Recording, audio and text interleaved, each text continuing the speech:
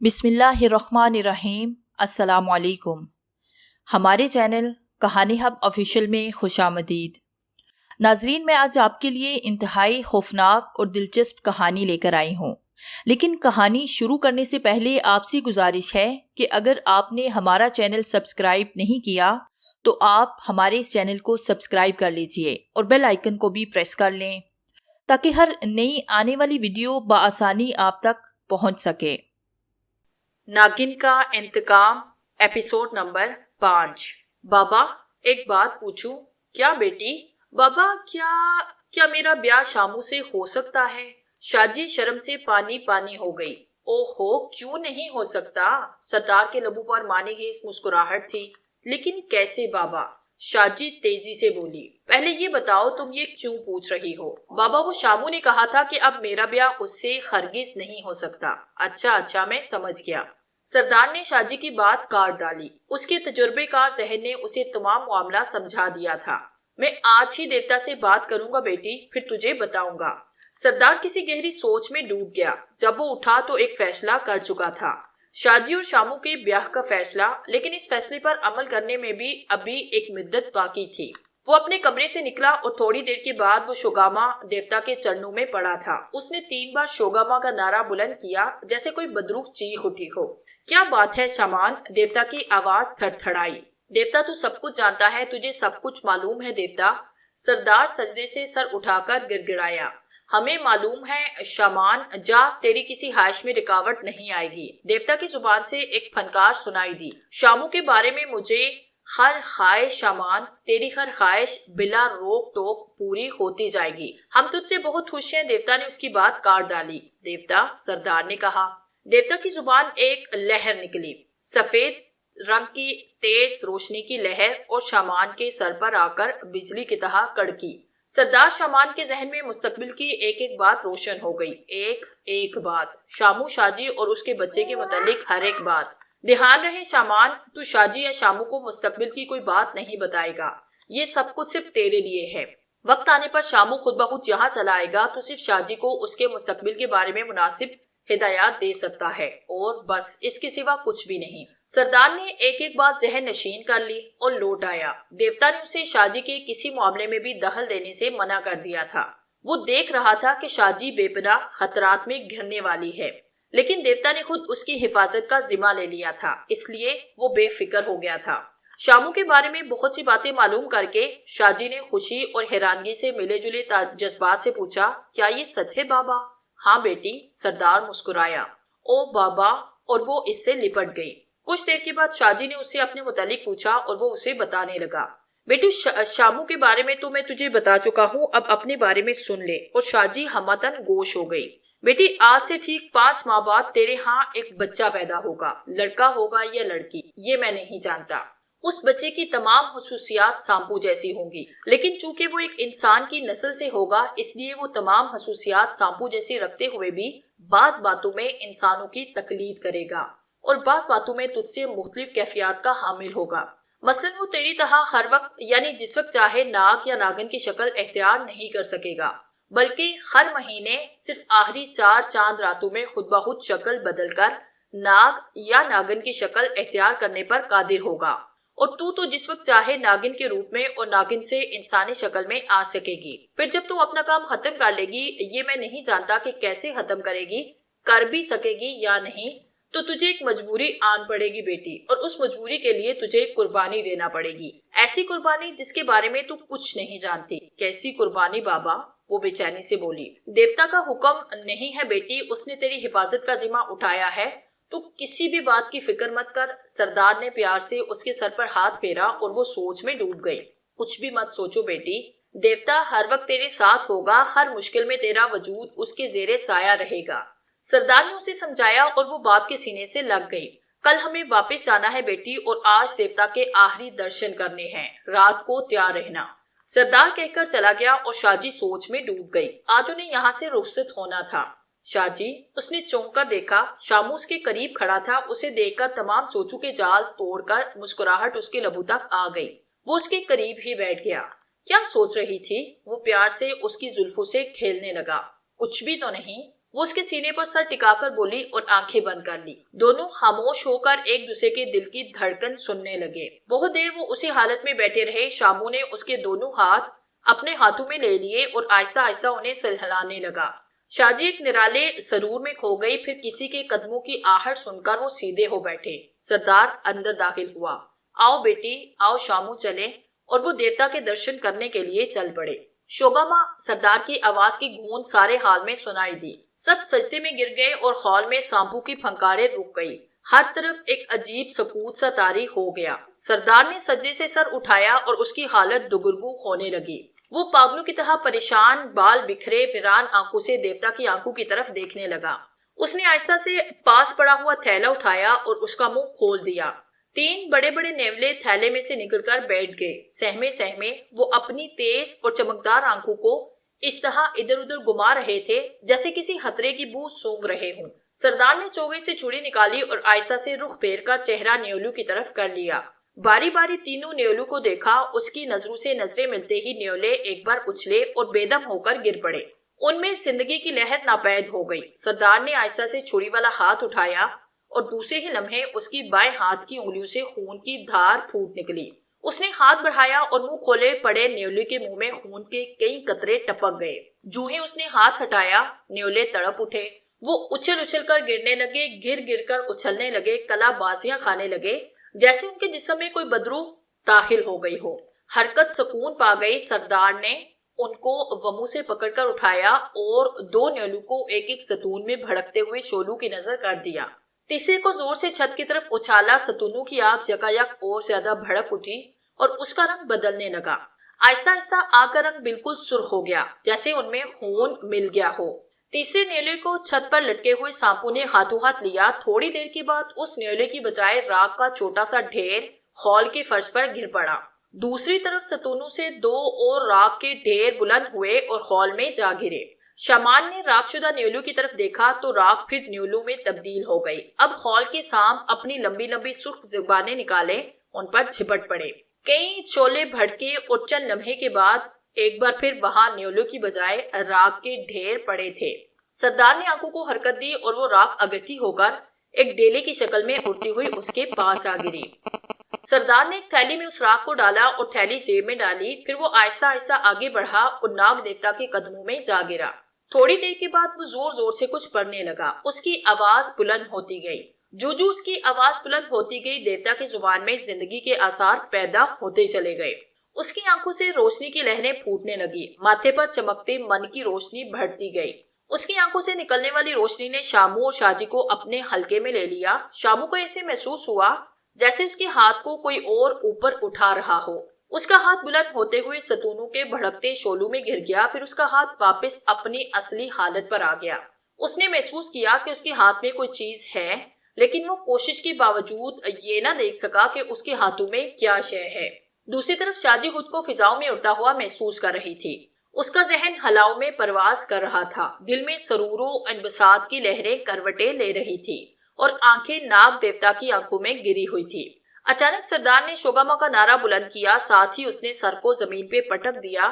نعرہ بلند ہوتے ہی شاہ جی کو ایسے محسوس ہوا جیسے کسی نے اسے اٹھا کر چبوترے کے بیچ میں لا کھڑا کیا ہو۔ شامو بھی ایسی ہی حالت سے دوچار ہو کر اس کے قریب کھڑا تھا۔ غیر ارادی طور پر شامو کا ہاتھ بلند ہوا اور ہونٹوں تک آ گیا۔ دوسرا ہاتھ بھی بڑھا اور اس نے بین کو ہونٹوں سے لگایا۔ وہ بین جسے اس نے شعلوں میں سے اٹھایا تھا، ایک شعلہ بین کی صورت میں اس کے ہونٹوں کے درمیان دبا ہوا تھا۔ پھر دیوتا کی آنکھوں سے نکلنے والی روشنی نے ہلکی سی حرکت کی اور شامو کے بین نے ایک غیر قانونی دھن چھیڑ دی۔ شاہ جی کے پاؤں نے غیر ارادی طور پر دھڑکنا شروع کر دیا۔ بین بجتی رہی، شاہ جی رقص کرتی رہی۔ رقص جاری رہا، ایک سحر انگیز بین کی وچ آور آواز اور دنیا کا سب سے انوکھا رقص۔ بین سے راکھ پھوٹتے رہے اور شاہ جی کے پاؤں تھڑکتے رہے۔ شاہ جی کا جسم پانی کی لہروں کی طرح حرکت میں تھا۔ وہ اس طرح رقص کر رہی تھی جیسے بین کی آواز سے مست ہوئی جا رہی ہو۔ شامو بھی بین بجاتا ہوا رقص کے انداز میں اپنے پاؤں کو حرکت دے رہا تھا۔ شاہ جی کی نس نس میں بجلی بھری تھی۔ وہ برق کی طرح چمکتی ناگ دیوتا کے سامنے رقص کر رہی تھی۔ بین کی لے لمحہ بہ لمحہ تیز ہونے لگی اور شاہ جی کا بدن بھی اور تیزی سے لہرانے لگا۔ دیوتا کی آنکھوں کی روشنی ان کے ساتھ ساتھ حرکت کر رہی تھی۔ لمحہ برمحہ روشنی بین کے لیے اور شاجی کے رقص کے ساتھ تیز ہوتی جا رہی تھی۔ پھر بین کی آواز عروج پر پہنچی، شاجی کا رقص وقت کی رفتار کی تحت تیز ہوتا چلا گیا۔ یکدم شامو کی بین نے ہچکی لے کر دم توڑ دیا۔ شاجی کے پاؤں ساکت ہو گئے اور وہ غیر ارادی طور پر ناگ دیوتا کے سامنے جھک گئی۔ ناگ دیوتا کی آنکھوں کی روشنی ایک جھماکے کے ساتھ ختم ہوئی اور اس کے من سے نکلنے والی روشنی بھی ہلکی پڑ گئی۔ سردار جو ابھی تک سجدے میں پڑا تھا اس نے سر اٹھایا اور دیوتا کے کھلے منہ سے ایک تھرتھراتی، لہراتی، غیر انسانی آواز ابھری، شاجی ہم تیرے رقص سے خوش ہوئے اور شامو تجھ سے بھی۔ وہ دونوں کچھ اور جھک گئے۔ شاجی تجھے ایک مرتبہ پھر یہاں آنا ہے، تجھے بہت سی مشکلوں کا سامنا کرنا ہے، لیکن گھبرانا مت، تجھ پر شامو پر شوگاما کا سایہ ہے۔ آواز کی باشکش بہت دیر تک ہال میں گونجتی رہی۔ پھر دیوتا کے کھلے منہ سے ایک شعلہ نکلا اور اس نے شامو اور شاجی کو اپنی لپیٹ میں لے لیا۔ تھوڑی دیر کے بعد جب شعلے کا وجود ختم ہوا تو وہاں شاجی کے ساتھ ساتھ شامو کے سر پر بھی ایک سنہرا تاج جگمگا رہا تھا، سنہرا تاج ناگ دیوتا جیسا۔ شامو، ناگ دیوتا کی پھنکار پھر گونجی۔ شامو رکوع کی حالت میں جھکا، سردار بھی اٹھ کر ان کے قریب آیا، وہ اور شاجی بھی جھک گئے۔ شامو اس تاج کو سر سے اتار لے، اور شامو نے سر سے تاج کو اتار لیا۔ ناگ دیوتا کے منہ سے پھر ایک شعلہ نکلا جس نے تاج کو اپنے حصار میں لیا۔ تھوڑی دیر کے بعد وہاں تاج کی جگہ ایک انگوٹھی جگمگا رہی تھی، سنہری انگوٹھی، جس میں نگینے کی جگہ ناگ دیوتا کا من جگمگا رہا تھا۔ اس سے دودیا روشنی نکل رہی تھی۔ دیوتا کے حکم پر شامو نے انگوٹھی بائیں ہاتھ کی تیسری انگلی میں پہن لی۔ شامو، دیکھنے میں یہ انگوٹھی ہے لیکن حقیقت میں یہ ہمارا انجشا ہوا تاج ہے، یہ ہر جگہ تیرے کام آئے گا، صرف شوگاما کہنے کی دیر ہے۔ شامو نے ممنونیت سے دیوتا کا شکریہ ادا کیا۔ شامان، دیوتا کی آواز آئی۔ دیوتا، سردار جھکے جھکے بولا۔ شامو کو ہماری بخشی ہوئی طاقت سے دوسری دنیا سے روشناس کرا دے تاکہ شاجی کو کوئی دقت نہ ہو۔ دیوتا، سردار کہہ کر سیدھا کھڑا ہو گیا۔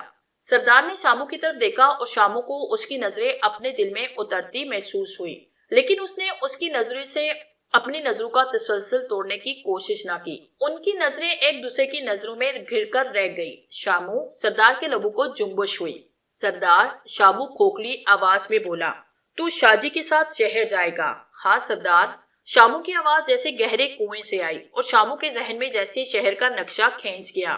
سردار نے اس کی نظروں سے کچھ دیر کے بعد اپنی نظروں کا تسلسل توڑا۔ شامو کے ذہن میں ہلکا سا دھماکہ ہوا اور اس کی آنکھیں ایک لمحے کے لیے اندھیرے میں ڈوب گئی۔ اس کا سر چکرا گیا، دوسرے ہی لمحے وہ بالکل صحیح حالت میں تھا۔ اس نے ایک طویل سانس لیتے ہوئے مسکرا کر شاجی کی طرف دیکھا، وہ بھی مسکرا دی اور وہ تینوں دیوتا کی طرف دیکھنے لگے۔ شاجی، دیوتا، وہ جھک گئی۔ تجھ پر ہمارے ازلی دشمن گنگاشا کی طرف سے بہت سی مشکلیں آئیں گی، وہ تم پر سب پر وار کرے گا، لیکن گھبرانا مت۔ دیوتا کا سایہ ہم پر رہے، ہمیں کوئی غم نہیں، ہم کسی مشکل سے نہیں ڈرتے۔ شاجی کی آواز ابھری۔ دیوتا کچھ دیر خاموش رہا، پھر اس کی گمبھیر اور سارے ہال میں تھرتھراتی آواز گونجی، جاؤ میرے بچوں، میرے پجاریوں، شوگاما تمہاری حفاظت کرے گا۔ دیوتا کے منہ سے ایک شعلہ نکلا جس نے ان تینوں کو اپنی لپیٹ میں لے لیا۔ چند لمحوں کے بعد جب شعلے کا وجود ختم ہوا تو وہ اپنے جسم میں نئی طاقت، نئی امنگیں، نئی ہمت، نیا جو حوصلہ محسوس کر رہے تھے، وہ اٹھ کر الٹے پاؤں چبوترے کی سیڑھیاں اتر آئے۔ سارے ہال میں فرش پر، دیواروں پر، چھت پر پھیلے ہوئے سانپوں کی پھنکاریں یکدم تیز ہو گئی۔ شعلے زیادہ تیزی سے ابھرنے لگے جیسے وہ ان کو الوداع کہہ رہے ہوں۔ وہ تینوں سانپوں پر چلتے اور ان کی پھنکاریں سنتے شعلے دیکھتے ہوئے باہر آ گئے۔ بوڑھے پچاری نے شاجی کو جھک کر تعظیم دی اور انہیں دروازے تک چھوڑنے آیا۔ اب ان کے پاس کوئی سامان نہ تھا، بالکل خالی ہاتھ وہ دروازے سے باہر نکلے۔ رات کا دوسرا پہر شروع ہو چکا تھا۔ دروازہ بند ہو گیا۔ دروازے کے باہر اگی ہوئی سیاہ گھاس لہرانے لگی، سرسرانے لگی، جیسے وہ ان سے کہہ رہی ہو، جیسے سانپ پھنکار رہے ہو۔ سردار نے چوگے میں ہاتھ ڈالا، اس کے ہاتھ میں نیولو کی راکھ والی تھیلی آ گئی۔ اس نے تھیلی کا منہ کھولا اور چٹکی بھر کر راکھ گھاس کی طرف اڑا دی۔ جہاں جہاں وہ راکھ گری، وہاں وہاں کی لمبی لمبی گھاس اپنی جگہ سے اچھلی، تڑپی اور زندہ سانپ کی شکل میں باہر آ گئی۔ اب اس کے قدموں میں تقریباً 20 سانپ لوٹ رہے تھے۔ ان کی زبانیں باہر نکلتی تھی، وہ پھنکار رہے تھے۔ جب وہ پھنکارتے تو ان کے منہ سے سبز رنگ کا سرخی مائل شعلہ نکلتا، لیکن ان تینوں پر ان شعلوں کا کوئی اثر نہ ہوا۔ سردار نے تھیلی کا منہ کھول کر اسے زمین پہ رکھا۔ سانپ اس پر ٹوٹ پڑے۔ وہ باری باری اپنا منہ تھیلے کے منہ پر رکھتے اور کئی بار پھنکارتے۔ ان کے منہ سے نکلنے والے شعلے راکھ کو سلگا دیتے، لیکن تھیلی پر آگ کا اثر نہ ہوتا۔ پھر اپنا اپنا کام ختم کر کے وہ واپس پلٹے اور پھر گھاس کی صورت میں اپنی اپنی جگہ پر جم گئے، سرسرانے لگے، پھٹکارنے لگے، لیکن انہیں دیکھ کر کوئی یہ نہیں کہہ سکتا تھا کہ وہ ناگ ہیں، وہ تو گھاس، لمبی لمبی سیاہ گھاس تھی۔ سردار نے تھیلی اٹھائی، اس میں موجود راکھ کا رنگ سبزی مائل گہرا سرخ ہو چکا تھا۔ اس نے تھیلی چوگے کی جیب میں ڈال لی۔ سردار، شاجی اور شامو دروازے کی طرف منہ کر کے جھک گئے، کچھ دیر کے بعد سیدھے ہوئے آہستہ سے پلٹے اور پگ ڈنڈی پر ہو لیے۔ چاند نکلا ہوا تھا، چاندنی چٹکی ہوئی تھی، دونوں طرف پھیلے ہوئے درخت اور جھاڑیاں آہستہ آہستہ ہل رہے تھے، مدھم مدھم ہوا چل رہی تھی، انہیں الوداع کہہ رہی تھی۔ وہ چلتے رہے اور پگ ڈنڈی کے ہاتھ میں پر آ گئے۔ یہاں سے ایک راستہ ان کی بستی کو جاتا تھا، خطرناک جنگلوں اور دلدلوں میں سے ہوتا ہوا، اور اس راستے پر وہ سردار کی رہنمائی کے بغیر نہیں چل سکتے تھے۔ سردار رک گیا، اس نے دوسرے راستے کی طرف دیکھا اور آنکھیں بند کر کے کچھ بدبدانے لگا۔ تھوڑی دیر کے بعد اس کی آنکھیں کھلی تو اس نے آہستہ سے شاجی اور شامو کی طرف دیکھا۔ بابن، اس نے زور سے کہا۔ کوئی جوابی کارروائی نہ ہوئی۔ بابن، بابن، سردار نے اوپر تلے دو آوازیں اور دے ڈالی، اور تب دوسرے راستے پر کسی کے قدموں کے آہٹ سنائی دی۔ بوڑھی بابن اور دونوں خادم اس کے سامنے موجود تھے۔ بابن نے جلدی سے آگے بڑھ کر سردار کو تعظیم دی اور بازو پھیلا دیے۔ شاجی مسکراتی ہوئی جا کر اس سے لپٹی، اس نے اس کا ماتھا چوما۔ مبارک ہو بیٹی، اس نے آہستہ سے کہا، اور شاجی نے سر جھکا لیا۔ اس نے شامو کا ماتھا بھی چوما، پھر وہ اپنے راستے چل پڑے۔ کیوں بابن، کوئی بات؟ سردار نے بابن کو اپنے ساتھ کر لیا، اس کے پیچھے دونوں خادم اور پھر شامو اور شاجی ہاتھوں میں ہاتھ ڈالے، محبت کے نشے میں سرشار، ایک دوسرے کو پیار سے دیکھتے ہوئے چلے آ رہے تھے۔ ہاں سردار، بابن نے سر ہلایا۔ کیا؟ سردار نے دلچسپی سے پوچھا۔ سردار، ہم تینوں آپ کے کھینچے ہوئے دائرے میں بیٹھے رہے، کئی بار بڑے بڑے سانپ آئے، ہمارے چاروں طرف آگ لگا دی، ہم پر آگ برسائی، بارہا مختلف جانوروں کی صورتوں میں چڑیلے بن کر، خوفناک صورتیں بنا کر ہمیں ڈرانے کے لیے آئے، لیکن ہم جب بھی دیوتا کا نام لے کر پھونک مارتے وہ چیخے مارتے ہوئے بھاگ نکلتے، انہیں آگ لگ جاتی۔ سردار، بہت لطف رہا، جب وہ چیختے ہوئے بھاگتے تو ہم کہے لگاتے۔ اور سردار بوڑھی بابن کی باتیں سن کر مسکرا پڑا۔ کس کی بات ہو رہی ہے بابا؟ پیچھے سے شاجی نے پوچھا۔ گنگاشا کی بیٹی، سردار نے مڑے بغیر کہا، اور پھر وہ دونوں خادموں سے بھی ان کی ردات سننے لگے۔ سردار نے انہیں کئی دنوں سے یہاں بٹھا رکھا تھا، وہ چاہتا تھا کہ وہ دیکھ لے کہ گنگاشا کیسے حملہ کرتا ہے، اور اب وہ جان چکا تھا کہ گنگاشا کا طریقہ جنگ کیا ہے۔ گنگاشا بھی ایک ناگ دیوتا تھا، اس کی شگاما سے صدیوں پرانی دشمنی تھی، کیونکہ شگاما نے ان کی مگیتر گنیشا کو اپنی محبت میں گرفتار کر کے اس سے شادی کر لی تھی۔ شگاما نے گنیشا کو کہاں رکھا تھا یہ آج تک کسی کو معلوم نہ ہو سکا، لیکن یہ حقیقت تھی کہ وہ ایک دوسرے سے بے پناہ محبت کرتے تھے۔ گنیشا، شگاما اور گنگاشا کے خاندانوں میں سب سے خوبصورت ناگن دیوی تھی۔ شگاما دیوتا بھی کچھ کم نہ تھا۔ شگاما اور گنگاشا ایک رات جنگل میں آمنے سامنے ہوئے اور وہیں سے ان کی محبت کا آغاز ہوا۔ پھر گنگاشا کی منگیتر گنیشا نے تمام خاندان کی مخالفت کے باوجود شگاما سے شادی رچا لی۔ وہ دونوں ہمیشہ کے لیے اپنی دنیا چھوڑ کر چلے گئے۔ گنگاشا انتقام کی آگ میں سلگتا رہا، وہ شگاما سے انتقام لینا چاہتا تھا، اور آخرکار اسے ایک دن شگاما کے ٹھکانے کا پتہ چل گیا، لیکن وہ اس کے مقابلے میں نہ ٹھہر سکا، اسے یہ بھی پتہ نہ چل سکا کہ گنیشا کہاں ہے۔ تب گنگاشا نے شگاما کے پجاریوں کو ختم کرنا شروع کر دیا۔ کئی پجاریوں کے خاتمے کے بعد شگاما کا پیمانہ صبر لبیس ہو گیا۔ اس نے جوابی حملہ کر کے گنگا کے آدھے سے زیادہ پجاریوں کو موت کی گھاٹ اتار دیا اور اپنے پجاریوں کی خود حفاظت شروع کر دی۔ وہ صدیوں سے اسی طرح لڑتے آ رہے تھے۔ شگاما ہر چیز میں گنگاشا سے بڑھ کر تھا، حسن، طاقت، انصاف، رحم دلی، ان سب میں وہ گنگاشا سے برتر تھا۔ گنگاشا بھی خوبصورت تھا، لیکن شگاما کا مقابلہ نہیں کر سکتا تھا۔ کبھی وہ انہی خوبیوں کا مالک تھا، لیکن جب انتقام کے شعلے بھڑکے تو اس کی تمام خوبیاں جل کر راکھ ہو گئی۔ اب وہ صرف شگاما کے خون کا پیاسا تھا۔ اس انتقامی جذبے نے اس کی تمام صلاحیتوں کو ختم کر دیا تھا۔ ان کی دشمنی نہ جانے کتنی صدیوں سے چلی آ رہی تھی، مگر ختم ہونے کا نام نہیں لے رہی تھی، کیونکہ وہ ایک دوسرے کے وار کو جلد یا بدیر ناکام بنا دیتے۔ دونوں میں سے کوئی بھی شکست ماننے کو تیار نہ تھا۔ رات آدھی سے زیادہ کچھ زیادہ ہو چکی تھی۔ وہ جنگل کے تاریک حصے میں داخل ہو چکے تھے، جہاں دن کے وقت بھی سورج کی روشنی کی کرن تک نہیں پہنچتی تھی، اور یہ تو رات تھی۔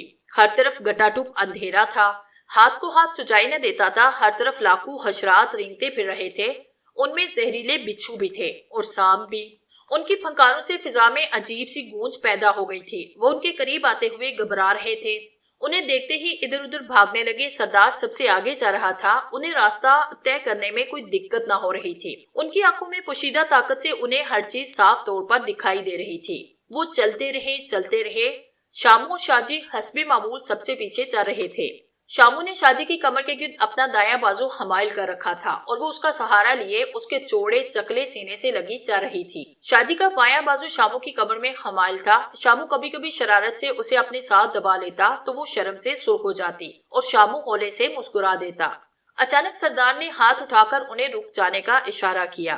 اس کی آنکھیں سامنے جمی ہوئی تھی جہاں ایک بہت بڑا اسلحہ موجود تھا۔ وہ اپنا غارنما منہ کھولے ان کی طرف بڑا چلا آ رہا تھا۔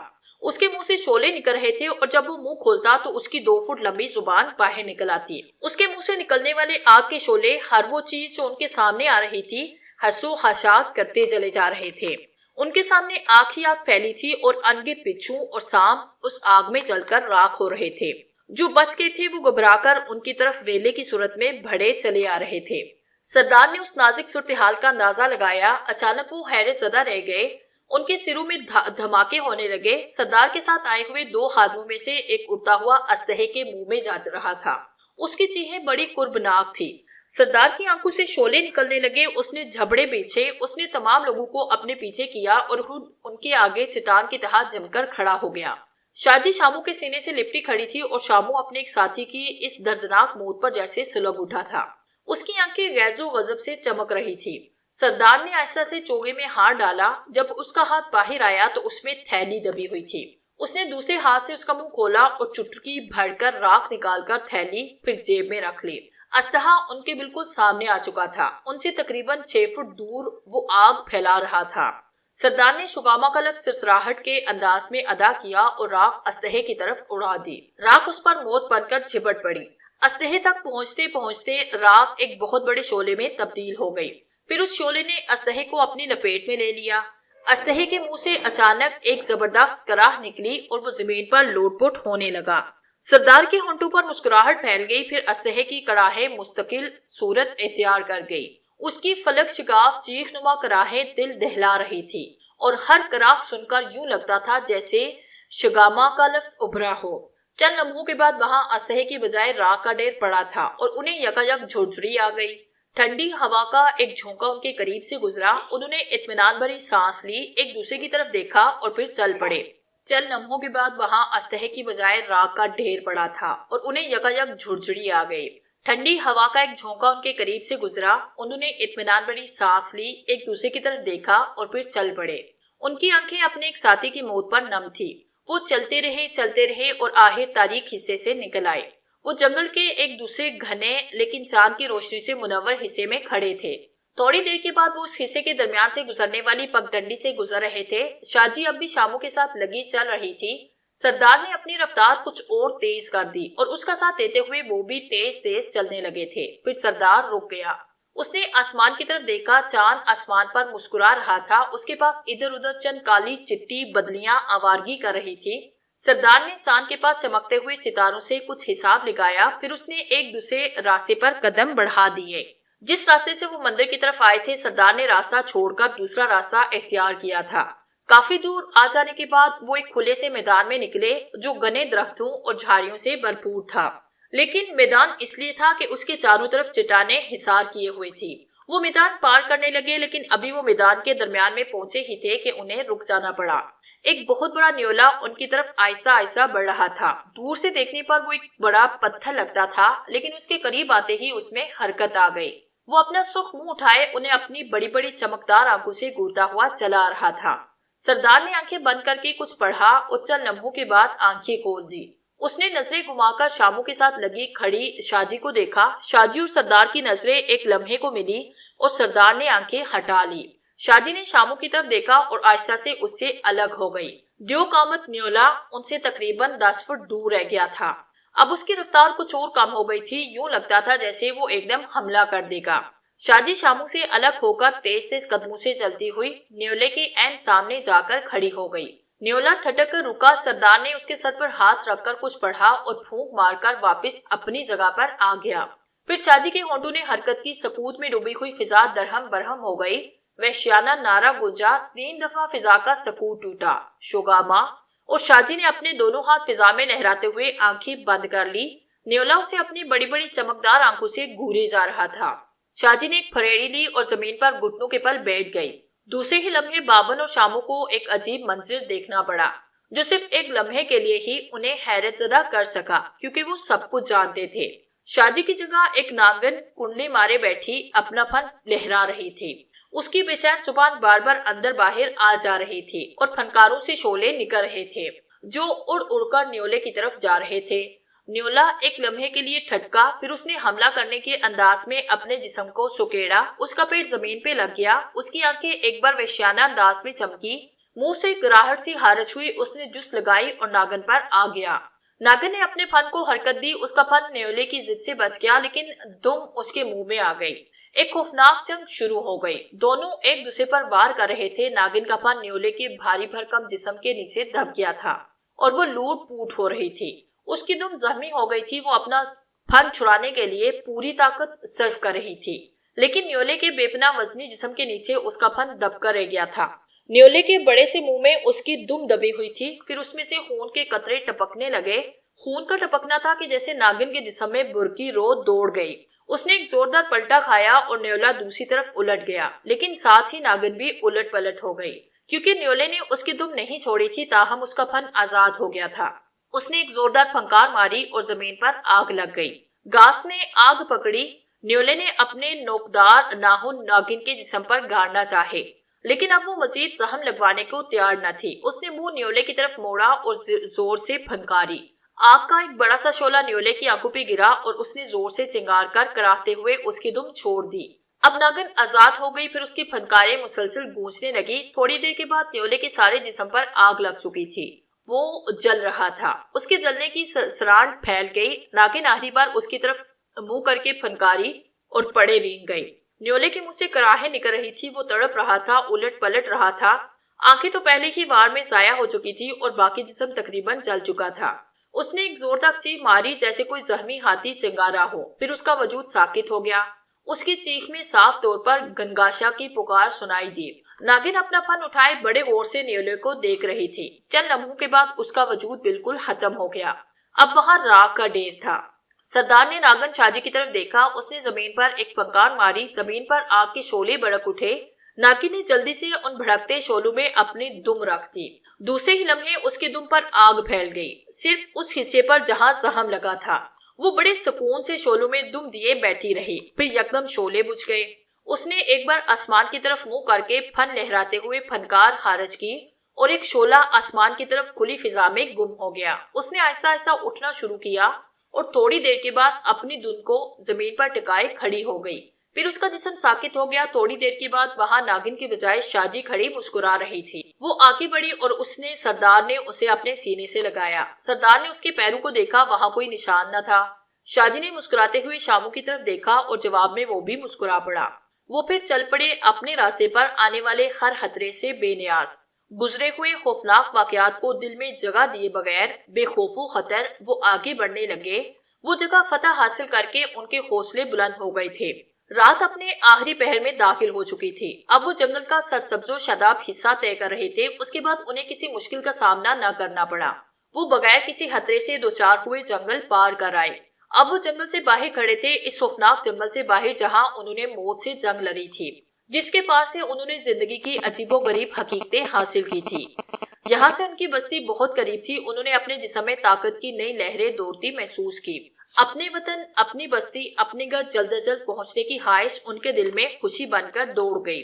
वो तेज तेज चलने लगे। फिर सरदार ने उन्हें रुकने का इशारा किया। वो एक बुलंद जगह पर खड़े थे और बस्ती का हर हिस्सा उनके सामने था। उनकी अपनी बस्ती, उनका अपना घर। बाबन सरदार ने खादम को भी आगे आने का इशारा किया। वो दोनों उसके करीब आ गए। जाओ, बस्ती में मेरे बच्चों को मेरी आमद की इतला करो, सरदार ने उनकी तरफ देखते हुए कहा और वो दोनों सर झुकाकर उसे ताज़ीम देकर नीचे उतरने लगे। सरदार शाजी और शामू को लेकर एक घने दरख्त के साए में बैठ गया। बड़ी देर गुजर गई। सरदार बैठे बैठे हो गया और शाजी और शामू एक दूसरे की आंखों में आंखें डाले प्यार भरी बातें करते रहे, खामोश जुबान में। और तब सरदार जिंदाबाद, शहजादी जिंदाबाद, शामू जिंदाबाद, ये नारों से फिजा गूंज उठी। سردار کی آنکھ کھل گئی، وہ جلدی سے کھڑا ہوا، اس کے ہونٹوں پر شفیق مسکراہٹ پھیل گئی، جیسے وہ سب اس کی حقیقی اولاد ہوں، اس کا اپنا ہوں۔ بابن کی سرکردگی میں عورتوں، بوڑھوں، بچوں، جوانوں اور کنواریوں کا ایک بڑا ہجوم ان کی طرف بڑھا چلا آ رہا تھا۔ کسی کو اپنا ہوش نہ تھا، ان کا سردار واپس آ گیا تھا، ان کی شہزادی واپس آ گئی تھی، ان کی بستی کا سب سے کڑیل، طاقتور اور بہادر نوجوان شامو لوٹ آیا تھا۔ وہ سب کامیاب لوٹے تھے۔ سردار نے ہاتھ اٹھا کر انہیں خاموش ہونے کا اشارہ کیا اور فضا میں یکدم ٹھہراؤ پیدا ہو گیا، جیسے کسی نے ان کی زبانیں گدی سے کھینچ لی ہوں۔ میرے بچوں، کیسے ہو؟ سردار کی آواز میں ہلکی سی کپکپاہٹ تھی۔ سردار کا سایہ ہم پر سلامت رہے۔ ہجوم میں سے کئی آوازیں ابھری اور وہ سب دوبارہ نعرے لگانے لگے۔ سردار نے انہیں خاموش ہونے کا کوئی اشارہ نہ کیا۔ تخت لایا گیا، گھاس پھوس ڈال کر باسو کی مدد سے بنایا گیا تخت، اس پر سردار کو بٹھایا گیا۔ شاجی اور شامو بھی الگ الگ تخت پر بیٹھے، پھر ہجوم نے ان کے تخت اپنے کاندھوں پہ اٹھائے۔ لوگ ان پر پھول برسا رہے تھے، ناچ رہے تھے، گا رہے تھے، ہر طرح سے اپنی دلی خوشی کا اظہار کر رہے تھے۔ شامو عجیب سا محسوس کر رہا تھا، اسی طرح انہیں کاندھوں پہ اٹھائے ہوئے وہ بستی کی طرف چل پڑے، ہنستے، گاتے، اچھلتے، کودتے۔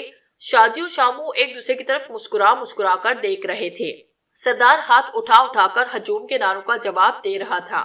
ہجوم میں شامل لڑکیاں شامو کو دیکھ دیکھ کر اپنی آنکھیں سینک رہی تھی۔ ان کے دل میں شامو کے لیے محبت کا سمندر ٹھاٹھے مار رہا تھا۔ بستی کی ہر جوان لڑکی کی تمنا تھی کہ وہ شامو کی دلہن بنے، لیکن شامو تو ازل سے کسی اور کا تھا، اپنی شاجی کا تھا۔ اسی طرح ہنگاموں میں گرے ہوئے وہ بستی میں داخل ہو گئے۔